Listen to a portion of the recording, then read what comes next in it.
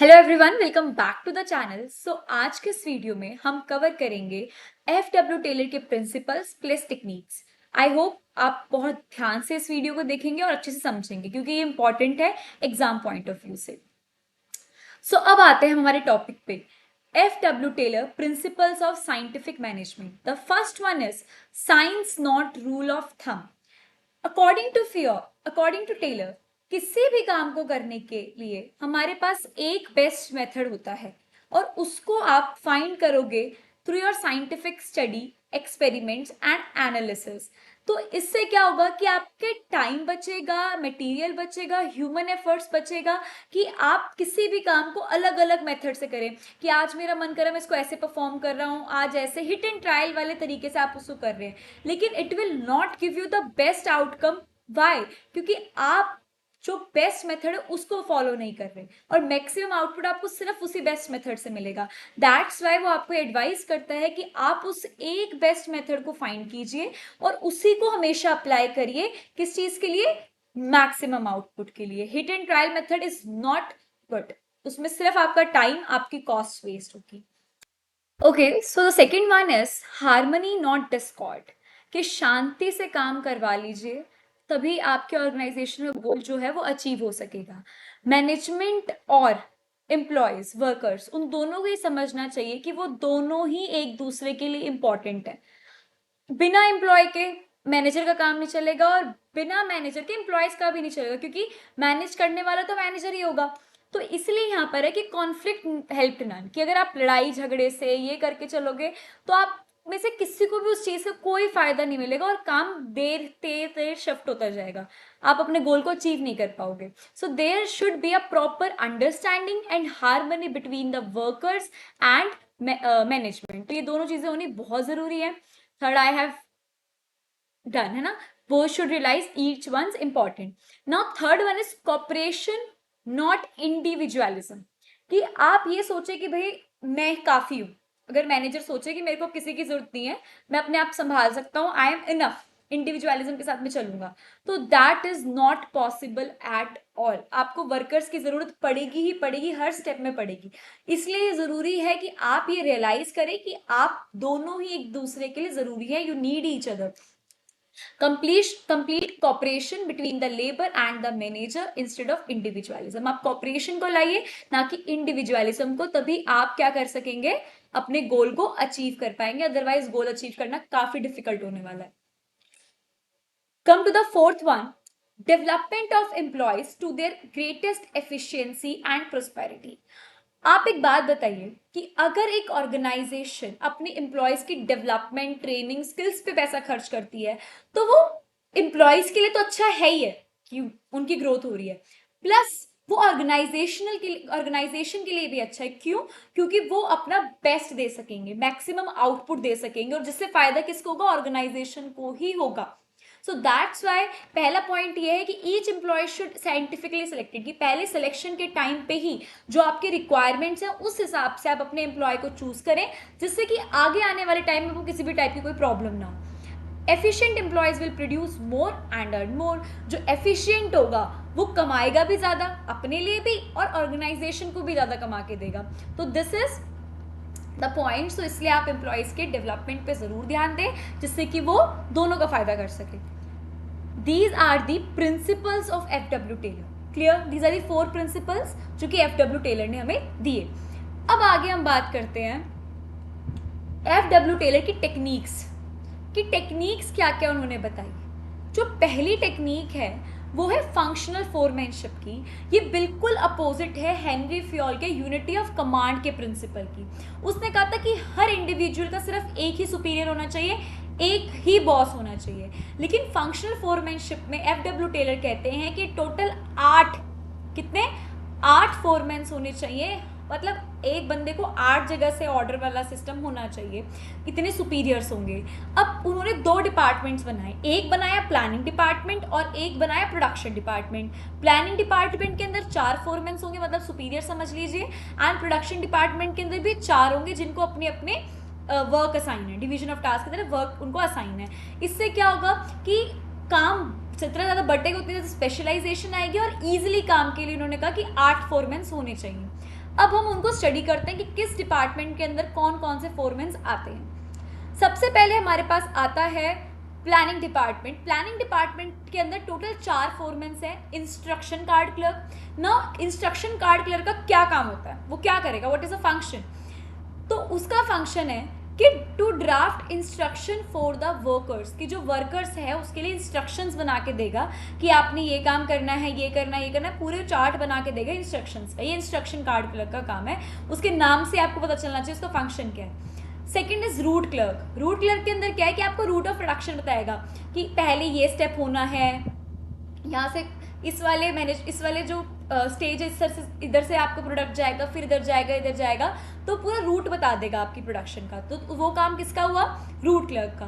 Now time and cost clerk, ये क्या बताएगा कि आपकी time and cost sheet prepare करके देगा कि कितने टाइम में क्या काम हुआ, कितना उसमें पैसा लगा, वो सारी चीज कौन करके देगा? Time and cost clerk. इनके नाम से इनके फंक्शन पता चल रहा है, आप ध्यान से देखो तो।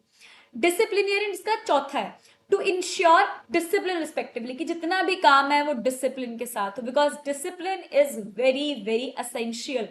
ठीक है, क्लियर होती है चीज। ये था हमारा प्लानिंग डिपार्टमेंट। अब प्रोडक्शन डिपार्टमेंट के अंदर भी तो 4 जने हैं, 4 फोरमैन हैं।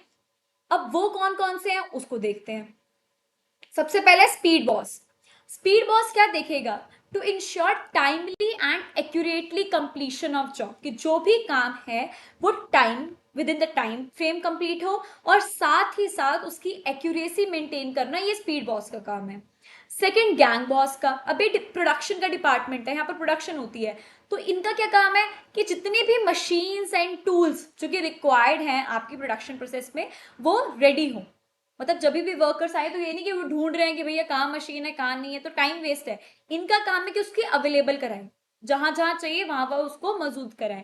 उसके बाद आता है रिपेयर बॉस। रिपेयर बॉस का काम है कि जो वो मशीन्स हैं वो अपनी वर्किंग, जो उनकी कंडीशंस होनी चाहिए वो बिल्कुल प्रॉपर होनी चाहिए, अप टू डेट होनी चाहिए, कोई खराब मशीन नहीं होनी चाहिए। तो रिपेयर का काम किसका हुआ? रिपेयर बॉस का। Then inspector. इंस्पेक्टर क्या करेगा? चेक करेगा क्वालिटी ऑफ प्रोडक्ट। जो प्रोडक्शन से आपको आउटपुट मिलेगा वो चेक करेगा कि वो स्टैंडर्डाइज प्रोडक्ट है कि नहीं है, अच्छा प्रोडक्ट है कि नहीं है, जो हम लोगों ने टारगेट करा था। सो ये प्रोडक्शन डिपार्टमेंट के 4 फोरमैन आ गए। पहले हमने प्लानिंग डिपार्टमेंट के करे, तो ये क्या हो गया? पहला part functional foremanship. Clear? Okay, so standardisation and simplification. अगर आप एक 5 रुपीज का लेस का पैकेट देखोगे, तो अगर आपने एक पैकेट लिया ग्रीन वाला, ठीक है, आप ब्लू देखोगे, रेड देखोगे, सबका साइज सेम होगा, अंदर जो चिप्स होंगे वो डिफरेंट होंगे, फ्लेवर उनका डिफरेंट होगा, लेकिन जो पैकेट है वो सबका सेम होगा। उसको हम स्टैंडर्डाइजेशन बोलते हैं। ठीक है, उसका मतलब क्या है कि आपकी जो क्वालिटी है और जो क्वांटिटी है वो बिल्कुल सेम है। किसी भी पैकेट को खोल के देख लो, किसी में कोई डिफरेंस नहीं होगा। ये चीज जरूरी है एक ऑर्गेनाइजेशन जो कि प्रोडक्ट बनाती है। सबसे पहले तो ये कि आपके जितने भी प्रोडक्ट्स है वो सारे सेम होंगे, कोई डिफरेंट नहीं होगा, किसी भी तरीके की कोई उनमें यूनिकनेस नहीं होगी, सब कुछ सेम होगा, सारे प्रोडक्ट्स इक्वल होंगे कि आप कोई भी कहीं से भी दे दो आपको कोई फर्क नहीं पड़ेगा। ठीक है, सब कुछ सेम है।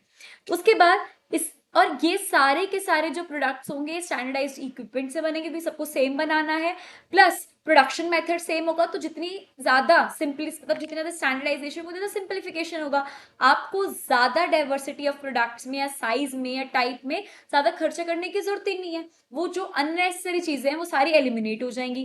That is simplification.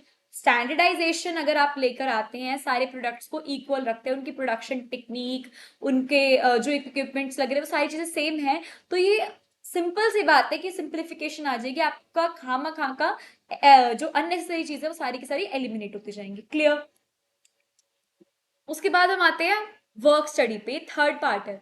इसके अंदर क्या है कि क्रिटिकल एग्जामिनेशन है कि आप सारी चीजों को डीपली स्टडी करो कि जो आपके काम को वो कर रही है, उसकी प्रोडक्टिविटी को कम कर रही है, आप उसी को हटा दो। तो इसके लिए आपको क्या करना पड़ेगा? हर चीज को अच्छे से एनालाइज करना पड़ेगा। पहला पॉइंट है मेथड स्टडी। इसमें क्या है? To find out the best way of doing the job. हमने साइंटिफिक प्रिंसिपल्स पढ़े थे, तो पहला पॉइंट क्या था? Science not rule of thumb. किसी भी काम को करो तो पहले उसके मेथड की पूरी स्टडी करो, और वो एक जो बेस्ट मेथड है उसको तुम अपने आगे आने वाले प्लान्स में उसको अप्लाई करो, बेस्ट मेथड को। तो ये वर्क मेथड स्टडी के अंदर आएगा, जिससे कि क्या होगा? हमारा रिसोर्सेज कम लगेंगे और प्रोडक्टिविटी ज्यादा होगी। Then motion study. Motion study का मतलब क्या है? अगर मैं यहाँ बैठ के अपना काम कर रही हूँ और मेरे को मेरा माउस ही नहीं मिल रहा। अब मैं माउस कहाँ, तब मैं ढूंढती जा रही हूँ यार, माउस नहीं मिल रहा, माउस नहीं मिल रहा, कभी उधर जा रही हूँ, कभी उधर तो ये मेरी खामखा की टाइम वेस्टेज है ना। अगर मेरे को यहाँ पर माउस मिलता मैं अपना काम शुरू करने लगती और मेरा आउटपुट, ऑफ कोर्स सी बात है, मेरी प्रोडक्टिविटी इंक्रीज होती, लेकिन मेरा टाइम वेस्ट हो रहा है। तो इस तरीके की किसी भी अननेसेसरी मूवमेंट्स को एलिमिनेट हम तभी करेंगे जब पहले हम उसको एनालाइज करेंगे, ऑब्जर्व करेंगे कि भाई ये दिक्कत आ रही है, तो उसको हम कहते हैं मोशन स्टडी। ठीक है। Third one is time study. किसी भी काम को करने के लिए एक स्टैंडर्ड टाइम हम लोग निकाल लेते हैं। मतलब आप ये नहीं देख रहे कि भाई एक एम्प्लॉय बहुत जल्दी कर देता तो भाई हर कोई इतनी जल्दी करे, नॉट पॉसिबल। कोई बहुत धीरे कर रहा है तो उसको भी हम नहीं देख सकते टाइम स्टैंडर्ड। तो हम उसका एक एवरेज निकालते हैं और एक स्टैंडर्ड टाइम फिक्स करते हैं कि इतने टाइम तक तो इतनी यूनिट्स हो ही जानी चाहिए प्रोडक्शन की। तो इस हिसाब से क्या होगा कि हमारी प्रोडक्टिविटी इंक्रीज होगी और उनके जो एम्प्लॉयज है उनके ऊपर भी प्रेशर होगा कि हमें इस टाइम पीरियड के अंदर ये काम को करना है। क्लियर, इसके लिए स्टॉप वॉच वगैरह यूज होती हैं। उसके बाद फटीक स्टडी। फटीक स्टडी क्या है कि भाई हम लगातार बैठ के 7-8 घंटे काम नहीं कर सकते, कोई एम्प्लॉय नहीं कर सकता। इसके लिए हमें ये एनालाइज करना है कि हमें कितने गैप के बाद एक ब्रेक लेना है, कितने टाइम इंटरवल के बाद वी नीड ब्रेक और कितने ब्रेक्स चाहिए। ये सारी चीजें कौन डिसाइड करता है? Fatigue study. इससे क्या होगा कि जब भी आप काम करो तो आपकी एनर्जी सेम हो, आपकी प्रोडक्टिविटी उससे इंक्रीज होगी। अगर आप थके हुए होगे, टायर्ड होगे, रेस्टलेस फील कर रहे होगे, तो प्रोडक्टिविटी इंक्रीज होने ही नहीं वाली। तो इसलिए जरूरी है कि आपको क्या मिले? ब्रेक मिलता रहे। क्लियर? उसके बाद लास्ट जो है वो है डिफरेंशियल पीस वेज सिस्टम। अब डिफरेंशियल पीस वेज सिस्टम क्या है? ये एक टेक्निक है जो कि एफिशिएंट और लेस एफिशिएंट वर्कर्स को क्या कर देती है? डिफरेंशिएट कर देती है कि ये बहुत अच्छा काम करने वाला कम। तो हमने एक एग्जांपल से आपको समझाती हूँ। फॉर एग्जांपल मैंने ये चीज डिसाइड करी कि जो एक दिन में 10 यूनिट बनाकर देगा उसको हम पैसे देंगे एक यूनिट के 10 रुपए।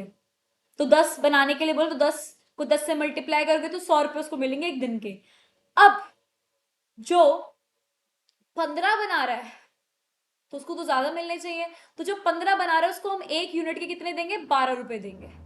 तो 15 को आप 12 से मल्टीप्लाई कर लो, तो जो भी अमाउंट आएगा और जो पहले वो आ रहा था तो उसमें कितना डिफरेंस हो गया।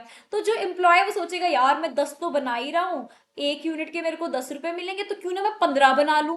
तो 15 बनाऊंगा तो एक यूनिट के कितने मिलेंगे? 12 रुपए मिलेंगे। तो इससे क्या होगा कि वो मोटिवेट होंगे ज्यादा से ज्यादा काम करने के लिए।